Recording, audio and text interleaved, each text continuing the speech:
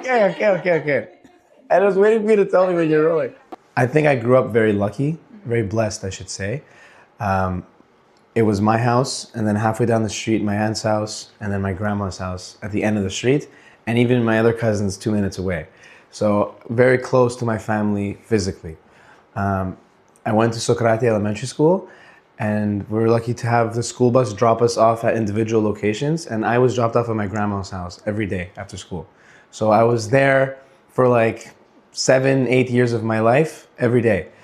And she was cooking and she was gardening and she would do other things, and I loved to join her and help her out. Obviously, I did my kid things, and I, spent time on the computer watching SpongeBob and like things on TV. But I loved helping her out in the garden, which, by the way, she's a tank, because like an hour of helping her in the garden, I was destroyed, and she was still going for like another 4 or 5. And then my favorite activity, I think, was when she'd make bread at home. She did it weekly. She didn't just make it for her house. She made it for our house, my aunt's house, and even some of her neighbors sometimes. Like, she would just make bread. And I thought it was such a fun activity because I loved playing with dough. And since I was a little kid, I was obsessed with food. So every time I'd come to her house and she was already starting, I would get ready to go. I think my fondest memory was that she'd turn her back and I would like take a piece of the dough and like eat it. Yeah.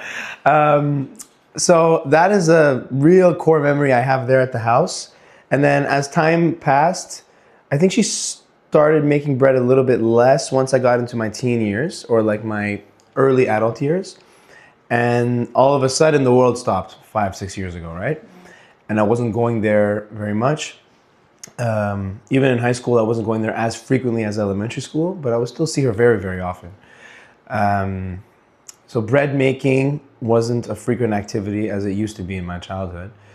And then 2020 happened. I saw her from her window for a year. And then a year later, I was able to finally go in and spend time with her in the house. And she had made bread, as she normally did. And I remember her giving me a slice, hot, right, fresh and made. And in the movie Ratatouille, when the food critic gets that nostalgia moment, that's exactly what I had when I bit into it. And I just expressed to her, I'm like, you have to turn this into a business. You know how good this is? I'm like, you can't. I didn't say you have to, but I said it's so good that this is sellable.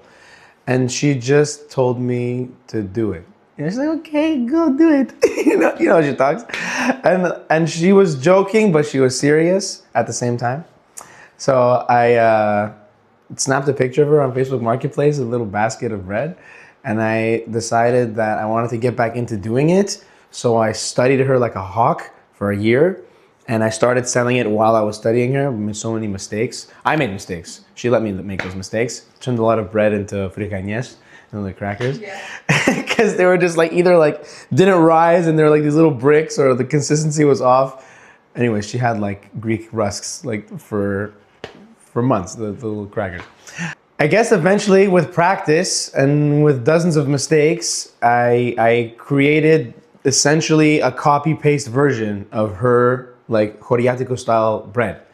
And I didn't take it super seriously, the business, in the first 2 years, because I was balancing different things.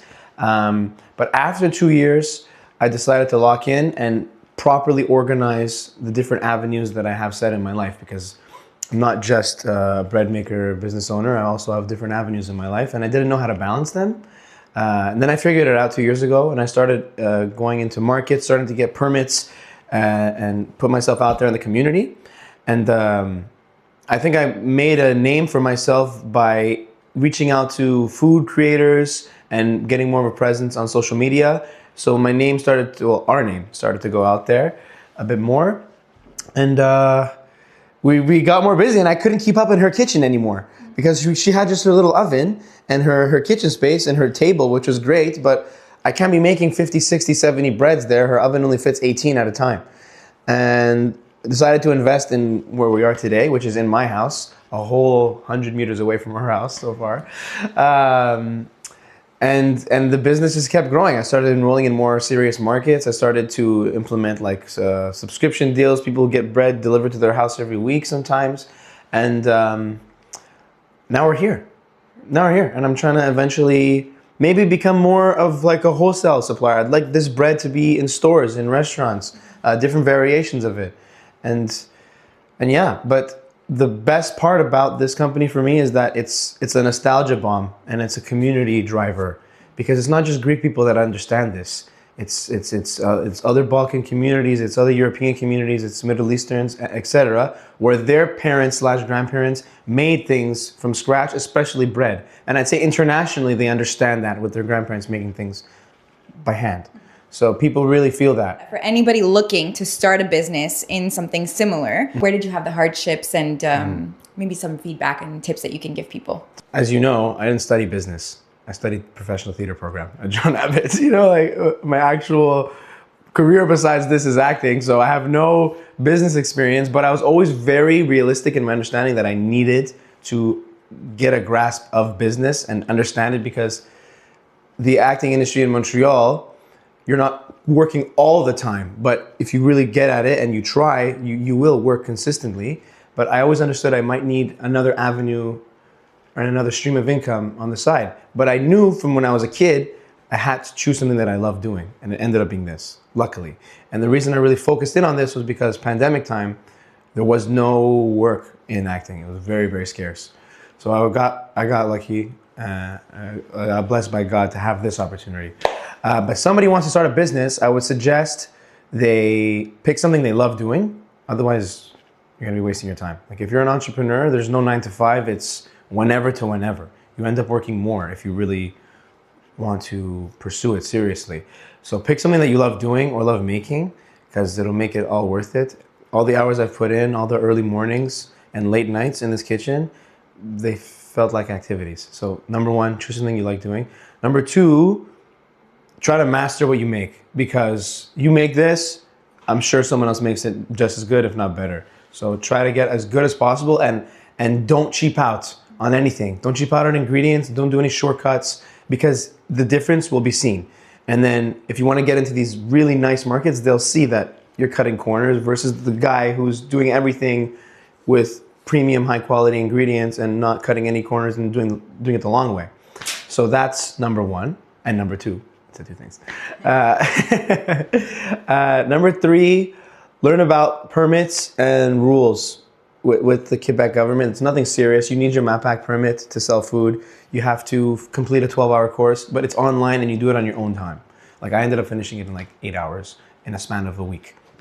And get involved in Montreal market scenes. Look for them online. There's many beautiful companies. I'm going to quickly shout out Collectif Créatif. They are a sick company. They hire local artisans. They really emphasize local businesses, food, handcrafted things, etc. And there's more. Every city, every municipality has one. But that one I'm going to emphasize, and there are more. So get into the scene, and don't be shy to post on social media. Without social media, my business does not exist. Does not exist. The amazing food creators I worked with, Emily, Wasim, Bilal, etc. So many different food pages. They helped me a lot. Without them, I wouldn't have gotten the same kind of traction.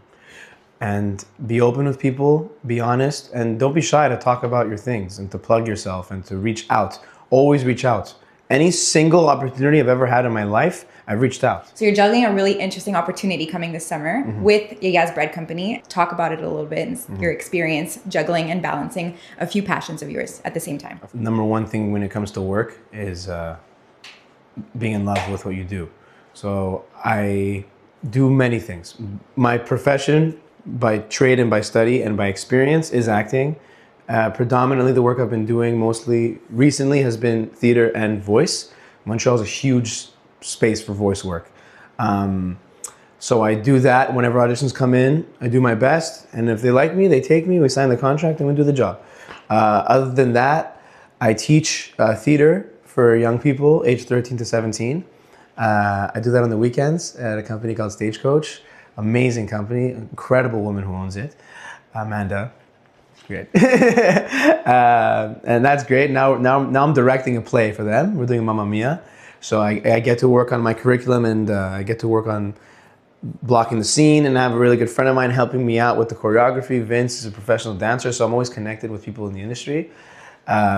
Also, I write music with my brother, so I sing and he plays guitar, and we're working on finding gigs. Like we have a gig next month at a bar, and we're trying to find other places. And I have the business. So I'm trying to, by balancing all these things, you kind of have to be organized. And my number one struggle in life is time management, you know, and that's something to this day I haven't mastered, but I'm figuring it out, and it's getting better as I get older. But the main drive behind being able to do all of this is love. Like, it is love, because if I didn't like it, it would be so draining and exhausted, and I wouldn't even want to be doing this with you today, you know? So I think that is the only reason that I'm able to do this, you know, doxa tō theo, you know? So that's guaranteed number one. And then for the summer, you mean what I'm going to be doing abroad? Yeah, so I'm going to choose after this interview where, but I got accepted to a couple professional acting schools in New York City. I'm going to be doing the summer intensives there. They're 6 weeks long, and I'll be living there. What I'm going to be doing with the business in the meantime, I am either going to put it on pause, worst case scenario. Best case scenario, I hire somebody temporarily. My mom knows a lot about what goes on here because she helps me so much with every market I do. She's there, so she knows everything. I'm not going to make her make breads. I would hire somebody to do that, but she gets all the logistics and where things go and what I need to bring and what things cost and how to use the POS system, all that stuff. But I think best thing I should do is hire somebody I trust for those 6 weeks that I'm gone, and I can either send them out to markets, or if I'm collaborating with another business, they can do those breads there. They can continue my subscription services. I can pay them to do the deliveries, because I do everything otherwise. You know what I mean? Besides Yiayia helping me on her own time when we have the dough days once a week, I'm the owner, the bread maker, the delivery boy. Like I do all those things. So I would have to delegate someone else, but someone that I trust. I have some friends in mind that have helped me, so I think they would be interested. But that's one of the two things. Worst case, on pause. Best case, I hire a trusted baker. Yeah. So my last question is your vision going forward and what you hope to achieve with Yiayya's Bread Company, along with your other goals. Yeah, okay. So, great question. My goal for Yiayya's Bread Company, I would like to become a supplier and an overseer. Making bread by hand is a task. It's a big task. Like, you see the size of that thing over there? Like, when I make 50 to 100 breads, it's by hand, and I'm turning it, and I'm cutting and weighing them all individually. I'd like to eventually expand and do things in a way, if it needs to be industrial, that is okay, but never, like I said before, cutting corners. Things still need to be done at the highest quality, with the highest quality ingredients, in the best possible way. So if I'm supplying stores or a restaurant, which is what I'd like to be doing, I don't want to suppress the quality at all. Even if I'm not the one making them all by hand, I want that to still be what's going on, in a sense. My acting career and my teaching and my singing, I'm still gonna push them as far as I can go.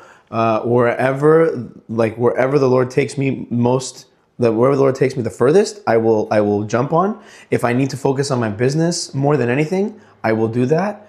But I don't think I'll ever give up the art. So even if I have to stop acting professionally and I don't have time to book gigs, I don't care if I'm like full-time here and I'm going to do a play at like a community theater. You know what I mean? It doesn't matter. Like, I need to always be surrounded by the art all the time.